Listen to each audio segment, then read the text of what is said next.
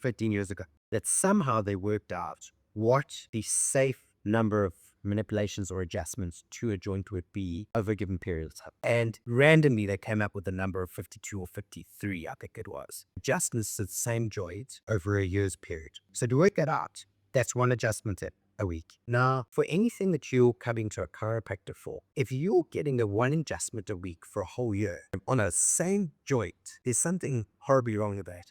Either the chiropractor is not doing their job or that you've got another issue going on there. But to keep manipulating the same joint and it's still manipulable every week for a year. Okay, that's interesting. What are the top 5 neuromuscular calisthenics? Like, what is that? So I would say our bread and butter is neck and back, as simple as that. Okay. And most of the time it's mechanical in origin. If you have a look at our country, very specifically, and this kind of ties in the video with what you're talking about, medical aids and our healthcare system. Probably 80% of our population more are manual laborers. And the most common situation in terms of manual labor is low back. And the majority of those people in our population do not have access to chiropractic care. In fact, most of it often, they don't even have access to any kind of musculoskeletal care, full stop. What ends up happening is that their back pain is bad enough, they go to hospital. Chances are they might get an x-ray, which doesn't really show much, but a wear and tear, maybe a little bit of degeneration,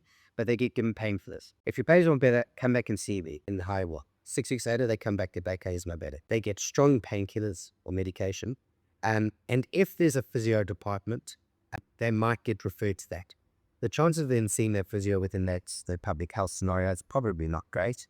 But now you're talking a process that is going on for months and months, if not years and years. In the meantime, they're all for it. 9 times out of 10, that individual is the breadwinner for a huge family that are reliant on that income. That is a common issue in our country.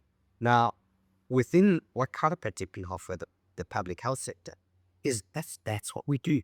Mechanical low back pain is our bread and butter. Let's get them in, assess them, treat them for their low back, off they go, they're back to work.